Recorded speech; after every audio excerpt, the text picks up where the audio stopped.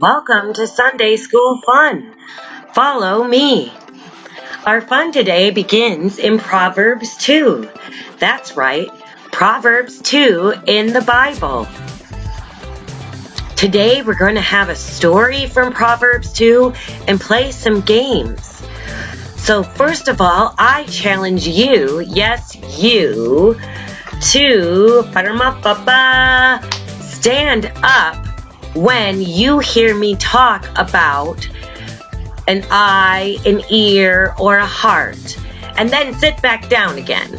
So again, when you hear me talk about an eye, an ear, or a heart in our story, then you stand up. So we'll begin with our story in Proverbs 2. Good friend, take to heart what I'm telling you. Collect my counsels and guard them with your life. Tune your ears to the world of wisdom. Set your heart on a life of understanding. That's right. If you make insight your priority and won't take no for an answer, searching for it like a prospector panning for gold, like an adventurer on a treasure hunt, believe me, before you know it, fear of God will be yours. You'll have come upon the knowledge of God. And here's why. God gives out wisdom free is a plain spoken in knowledge and understanding. He's a rich mine of common sense for those who will live well, a personal bodyguard to the candid and sincere. He keeps his eye on all who live honestly and pays special attention to his loyally committed ones. So now you can pick out what's fair and true. Find all the good trails. Lady Wisdom will be your close friend, and Brother Knowledge your pleasant companion. Good sense will scout out ahead for danger. Insight will keep an eye out for you. They'll keep you from making wrong turns or following bad directions of those who are lost themselves and can't tell a trail from a tumbleweed. These losers who make a game of evil and throw parties to celebrate perversity, traveling paths that go nowhere, wandering in a maze of detours and dead ends. So join the company of good men and women. Keep your feet on the tried and true paths. It's the men who walk straight who will settle this land. The women with integrity will last here. The corrupt will lose their lives. The dishonest will be gone for good. And I have another challenge for you. And this challenge is called the game of worldly wisdom versus godly wisdom.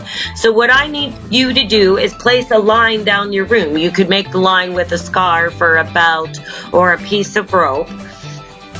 And once you make that line, then I'm going to read something and you get on the side of the line. So you say if it's godly wisdom, you want to be above the line in your room. And if it's worldly wisdom, below.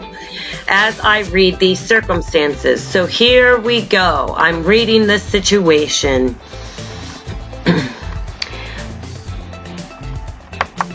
Let's see. You just had a big family dinner with a lot of dishes.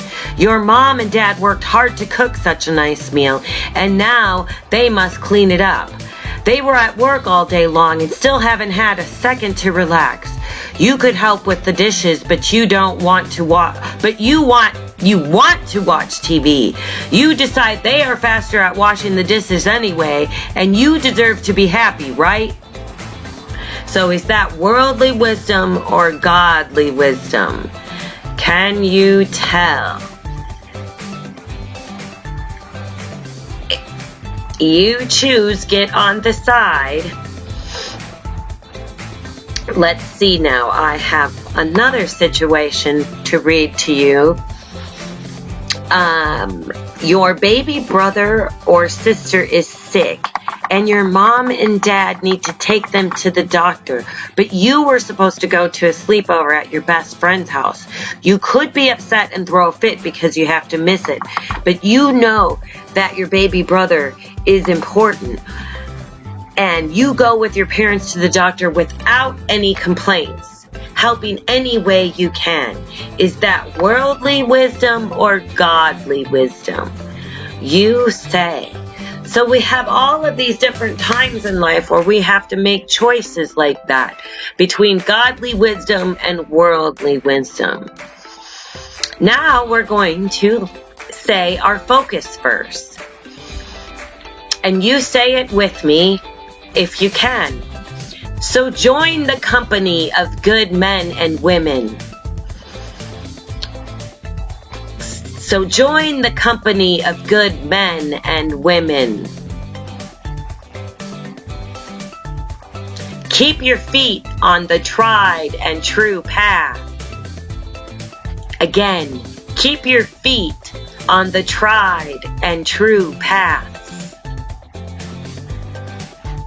So we'll say it all together. So join the company of good men and women.